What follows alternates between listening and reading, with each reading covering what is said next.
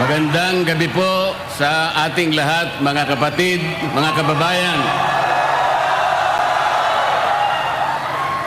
Okay pa po ba kayong lahat? Kayang-kaya pa po ba? Alam po ninyo,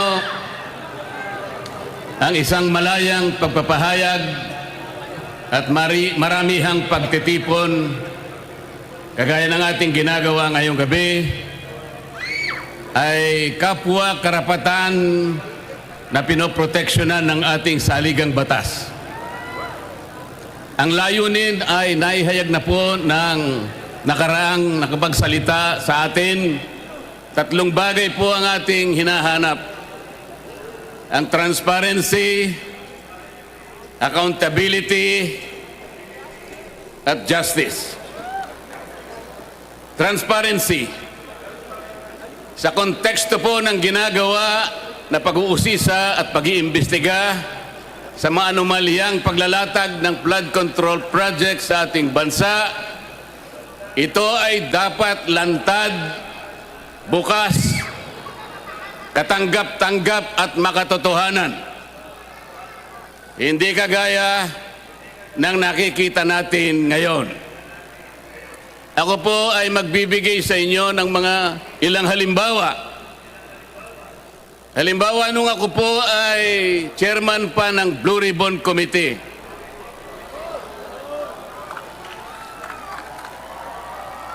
Ipinasya ko po na gamitin natin yung batas na nauukol sa Witness Protection Program dahil po napakahirap talagang magturo, maglantad, tumukoy, lalong-lalo na yung mga mastermind ng kawalang hiyaang ito.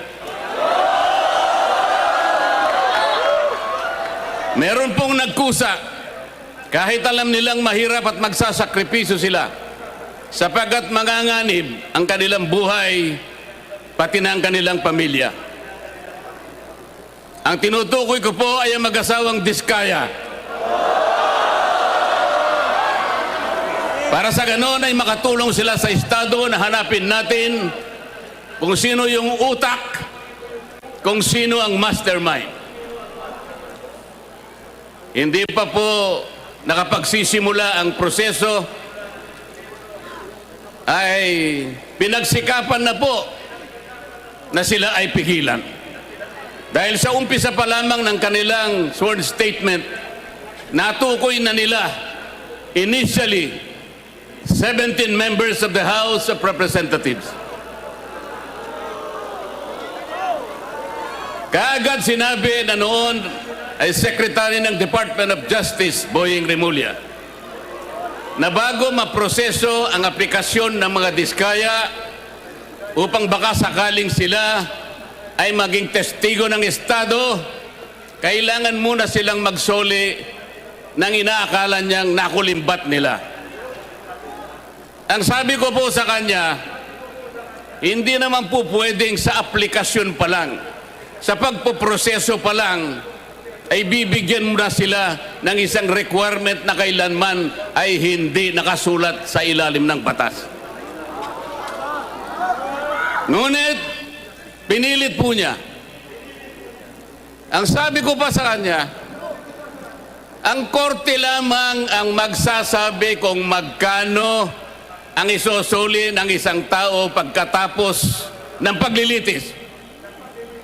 Sapagkat ang korte rin naman ang magtatakda kung yung nag-a-apply sa Witness Protection Program ay a-approvein ng korte. Ang mag-a-approve po ay korte, hindi po ang Department of Justice.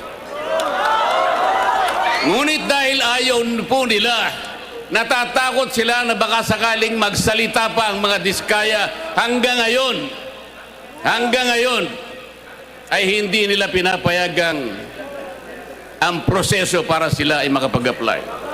Isa ito sa paraan para sa ganon ay hindi matupad ang transparency. Mamaya po ipaliliwanag ko pa lalo ang bahagi na yan.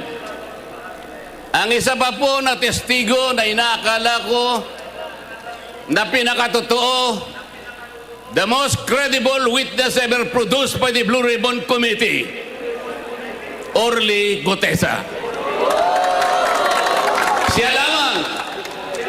Siya lamang po ang tumukoy at kumonekta sa pagitan ni Saldico at ang dating Speaker, Martin Romualdez. Wala na pong iba. Wala na pong iba. Natakot silang lahat sapagkat totoo ang sinasabi ni Orly Gutesa. Ano po ang ginawa nila? Ang pinagtuunan po nila ay hindi umano na peking notaryo. Paano po mapepeke ang notaryo? Tayo pong lahat, saksi sa umiiral na mga pangyayari sa pagnonotaryo. Pumunta kayo sa malapit na City Hall, makikita nyo ang nakalinyang mga notary publics. Meron po bang nagpapanotaryo sa inyo na bago siya umalis, ay babalikan niya kung sino man yung notaryo at itatanong niya, "Sir, Madam, pasensya na po, ngunit gusto ko lang matiyak kung kayo po talaga ang pumirma sa dokumentong ito." Meron po bang gumagawa noon? Yun po ang kanilang ginagamit na dahilan para ilihis. Para sa ganon makaiwas sa tunoy na tinutumbok ng kanyang mga testimonies. Ganito po ang ginagawa nila para sa ganon ay sagkaan ang transparency. Mamaya po ipaliliwanag ko pa ang pangyayaring ito. Pagkatapos ginawa po ang tinatawag na ICI. Ito po yung Independent Commission on Infrastructure. Tinatanong ko po paano naging independent ang ginawa nilang ito samantalang sila po ay humihingi ng tulong sa House of Representatives, humihingi ng impormasyon sa Senado, humihingi ng impormasyon sa Sandigang Bayan, sa mga korte at sa lahat ng mga opisina ng ating pamahalaan. Hindi siya independent. At hindi pinakikita yung kanilang proceedings. Mga ilang linggo nang nakararaan, nagsubmit ng affidavit ang dating Speaker ng House of Representatives. Meron po bang nakaalam sa inyo ng pangyayaring ito? Iniulat ba nila sa atin kung anong nilalaman ng affidavit ni Martin Romualdez? Wala po. Hindi po. Talagang gusto tayo ay hindi natin makita ang katotohanan. Ililihis, isisinsay ang katotohanan. Papayag po ba kayo sa ganitong patakaran? Mga kababayan, ang sinusuri, ang iniimbestiga na bilang ng mga flood control projects ay hindi bababa sa 9,000. Sa ngayon po, ang sabi po nila ay nakapagpalitaw na sila ng 500 ghost projects. Hindi ko po alam kung paano nangyari ito. Ang Department of Public Works and Highways gumagamit ng sari-saring applications. Meron silang tinatawag na IMS, merong PCMA, merong MYPS, merong Survey 123. Ang lahat po ng aplikasyon na ito ay di umano'y ginagamit para matukoy ng ganap kung nasaan ang flood control projects. Pero ang totoo po, wala naman pala silang ginagamit mga satellite. Yung sinasabi nilang real-time geotag na project ay marami po ang sablay. Kaya hindi po talaga natin kailanman madidetermina ilan ang ghost flood control projects. Meron pa silang tinatawag na quality assurance units. Ito pong opisinang ito ang nakasentro sa pagtingin sa kalidad sa pagkakagawa ng mga flood control projects. Ito ay mula sa kanilang central office, meron silang satellite office sa kanilang mga regional offices at ganun din sa mga district offices. Meron pa silang tinatawag na CPS.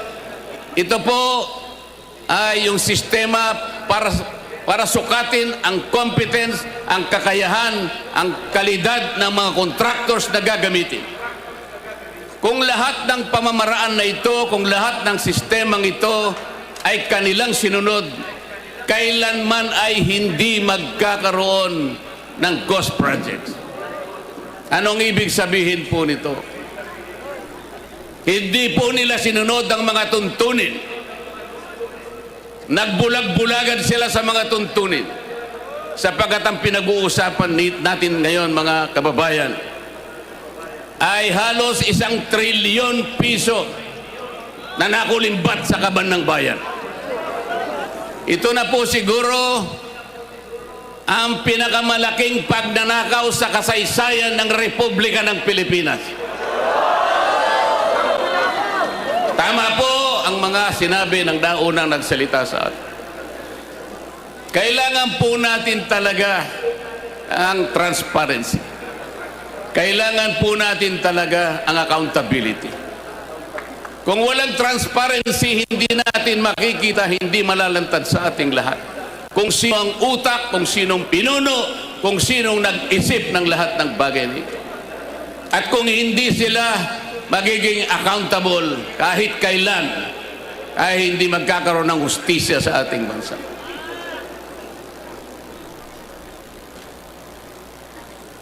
Ang graft and corruption po sa ating bansa, sa pag-iestima ng ilang nag-aral, ito po ay nagre-represent ng halos 30% sa ating national budget. Kung ang ating national budget ay mahigit na 6 na trilyong piso, kayo na po ang kumuwenta kung ilan ang nawawala sa kaban ng bayan. Sa DPWH lamang po, sa budget lamang po ng isang ahensyang ito, 1 trilyon po ang nadadagdag. Ito'y nakita po namin sa initial findings namin nung ako pa po ang chairman ng Blue Ribbon Committee.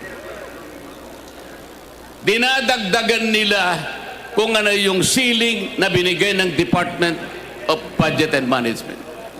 Meron silang tinatawag na allocables, meron silang tinatawag na leadership, meron silang tinatawag na unprogrammed funds, at meron pang dagdag pagkatapos na magkaroon ng bicameral conference. Kapag tinotal natin ang lahat ng ito, hindi bababa sa 1 trilyong piso, katumbas ng 15% ng ating national budget. Ganyan po kalawak, ganyan katalamak, ganyan ang magnitude ng nakawan sa kaban ng bayan. Mga kababayan, papayagan po ba natin ito? Papayagan po ba natin ito?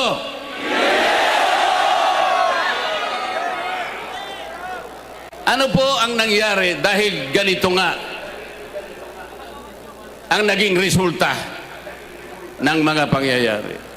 Alam po ba ninyo kung magkano ngayon ang outstanding debt, ang pagkakautang ng ating bansa? Alam po ninyo kung gaano ang halaga ngayon na utang ng ating bansa? 17 trillion pesos. Katumbas po yan ng 63% debt to GDP ratio. Ano po ang ibig sabihin niyan? Masyadong mataas po yung bahagan, yung ratio ng ating pagkakautang sa ating national na pangkabuhayan. Ang ibig sabihin po niyan, pagka mataas ang ratio, nag-aatubili, nagkakaroon ng pag-aagam-agam, natatakot ang mamumuhunan sa ating bansa. Baka hindi tayo makabayad sapagkat masyadong mataas ang ratio. Pati po yung mga nagpapautang na pandaigdigan. Nagmamasid na lang sila. Tinitingnan kung tayo makakabangon o hindi. Yan ang magiging kalagayan ng ating bansa sapagkat mawawalan na sila at nawalan na sila ng kumpiyansa sa ating kakayahan na bumangong muli. Ang ibig pang sabihin yan, kung 63% ang ratio ng ating pagkakautang sa ating pangkalahatang kabuhayan, 63% ng ating kabuhayan ay nakalaan lamang sa pagbabayad ng ating utang. Ilan po ang matitira? 37% na lang ang gagamitin na panustos sa pangangailangan ng bawat isang mamamayan. Papayagan po ba natin ito? Alam po ninyo, mga kababayan, hindi lamang po tayo nakakakita nito. Ang mga kapitan ng mga industriya sa ating bansa, ang Philippine Chamber of Commerce and Industry, ang Federation of Philippine Industries, Management Association of the Philippines, European Chamber of Commerce of the Philippines, mga kinikilalang organisasyon ng pangangalakal at pagninegosyo sa ating bansa. Sila man ay natatakot, sila man ay nangangamba, nag-aatubili kung mamumuhunan pa. Ito ngayon ang kinasadlakan ng ating bansa.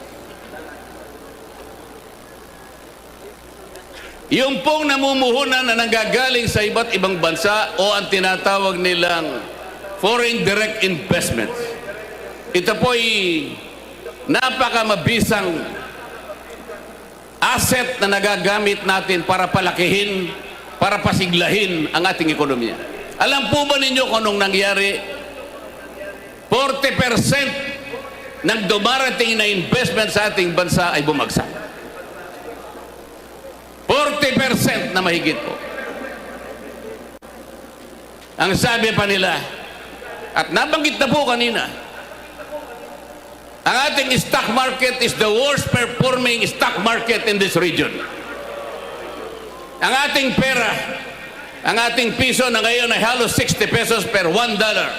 It is the worst performing currency in the region. Ang nangyari dyan at naging resulta po, kaya naging mababa pati productivity ng ating agriculture. Pati po, ang ating turismo ay naging matamlay. Pati ang ating kalakalan ay naging matamlay. Ito lamang ang nagiging bunga ng korupsyon sapagkat ayaw nilang ilantad at gusto nila ay makaiwas sila sa pananagutan. Ito pa po ang isang problema. Magkano po ang itinakda na budget para sa isang taon? Alam po ba ninyo, mga kababayan, kung magkano? 6.7 trillion pesos.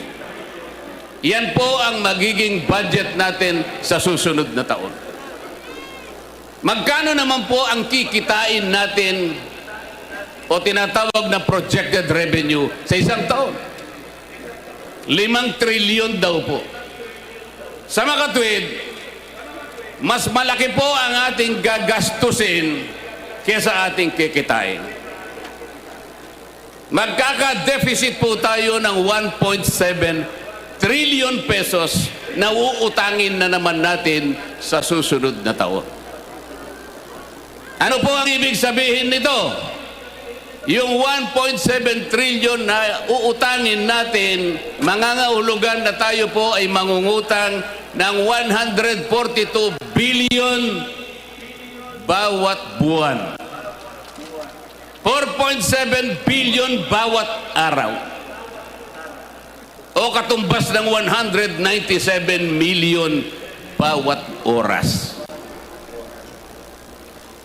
Hindi po ba kayo kinikilabutan, mga kababayan? Papayagan pa ba natin ito, mga kababayan?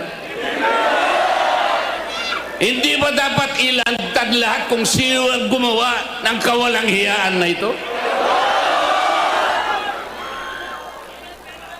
Alam po ba ninyo kung ano sinasabi ng saligang batas? Tungkol sa bahaging ito na ating pinag-uusapan ng gabi. Yung graft and corruption. Yung paglilingkod sa ating pamahalaan. Article 2, Section 27 of the Philippine Constitution. The state shall maintain honesty and integrity in the public service and take positive and effective measures against graft and corruption. Dapat panatilihin ng Estado ang isang tapat at may integridad na pagsisilbi sa ating bayan. At kailangan maggawa ng positibo at epektigong pamamaraan upang labanan ng katiwalian at corruption. Yan po, yan ang sinasabi ng ating saligang batas. Pero ano po ang ginawa nila? Para lang mapagtakpan ang mga nagkasala, para makaiwas sa accountability, para hindi ilantad, para ganon ay mawala ang transparency. Ano po ang ginawa ng dating Secretary of the Department of Justice, ngayon po ay Ombudsman, Boying Remulla, nung tinanong siya sa Kongreso na paminsan-minsan ay kailangan nating baluktutin ang batas para sumaya ang tao. Tinanong siya kung totoo at tama ang sinabi. Ang sagot niya, yes sir. Siya po ang Secretary of the Department of Justice na ngayon ay Ombudsman. Yung kanyang Prosecutor General, kamakailan lang ay dumalo sa aming pagtitipon sa Blue Ribbon Committee. Doon ay pinilit na naman nila na yung restitution, yung pagsusoli muna ay kailangan gawin ng sino man na gustong mag-apply sa ilalim ng Witness Protection Program. Isipin po ninyo, kahit wala sa tuntunin, kahit hindi requirement ng batas, ipipilit nila, mabaluktot lang ang batas.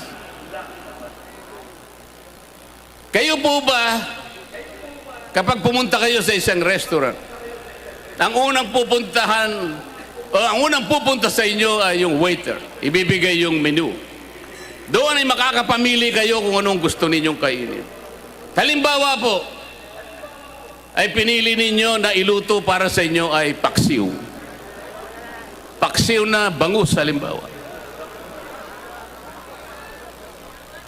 Pagkatapos na maibigay nyo sa kanya ang inyong kagustuhan, bigla niya kayong binulungan. Sir, madam, bago ko po iluto ang inyong hiniling na paksiw, ay kinakailangang pumayag kayo na yun ay lalagyan ko ng toyo. Papayag ba kayo? Eh, ang hiniling ninyo paksiw eh. Ang gusto ng Prosecutor General, kahit wala sa batas, ilalagay niya bilang isang requirement para lamang hindi mag-qualify yung tao na gustong tulungan ng gobyerno para usigin kung sino ay nagkasala. Yun po ba'y transparent? Transparent po ba yun? Pa-English pa siya. Akala niya siguro hindi nyo naiintindihan yung English niya kahit convoluted ang kanyang paliwanag. Ang totoo niya, mas marami pa sa inyo mas marunong mag-English kaysa sa kanya.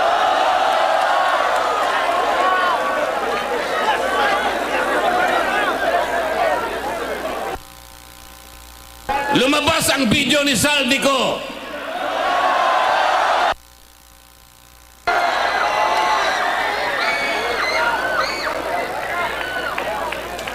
Ano sabi? Ano sabi nila? AI yan.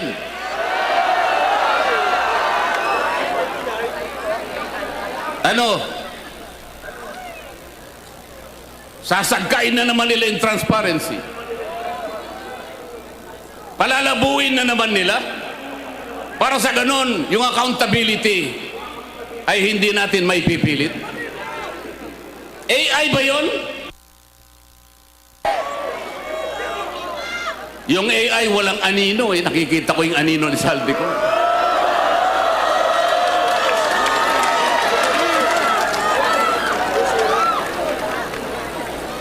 Ngayong kahapon,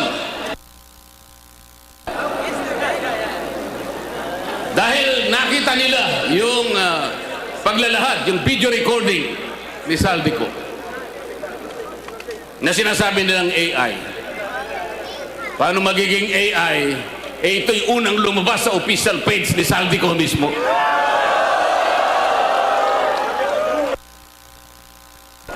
Nagpalabas ng statement ang ombudsman. Ano sabi nila? Kahapon lang ito. O para bago namin tanggapin yan, kinakailangan ay umuwi ka rito at paberipika mo yan. Siguro panutaryo mo yan, gawin mong opisyal yan. Lahat na po ng requirements ngayon ay kanilang hinihiling.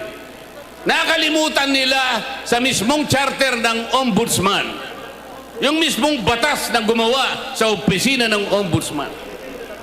Pwede kang maghain ng complaint sa anumang kaparaanan at anumang forma. Kahit anonymous tatanggapin. Paano natin may papalitaw ang transparency at magkaroon ng accountability sa ating bansa kung ang namumuno sa Ombudsman Office na dating Secretary ng Department of Justice at ang kanyang Prosecutor General, sila ang unang taga-usig, sila ang unang dapat magsampa ng naukol na kaso para sa ganun mapanagot natin ang nagkasala. Sila pa ang nangunguna para pagtakpan lahat ito. Papayagan po ba natin yan? Hindi ba iniinsulto nila tayo niyan? Papayag ba kayong mainsulto? Yung pangungutang po, walang problema yan. Tayo po, sa maraming pagkakataon, nangungutang din tayo. Ang pinag-uusapan ay yung paggamit mo sa utang. Yung marunong gumamit, magninegosyo siya, kumita siya ng sapat, nabayaran niya yung utang niya, nakapag-ipon pa siya ng konti para sa kanyang pamilya. Ganon dapat.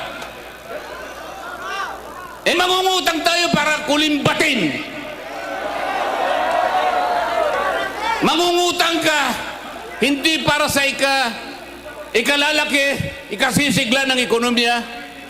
Ang utang ay nanakawin pa. Anong mangyayari sa ating bansa?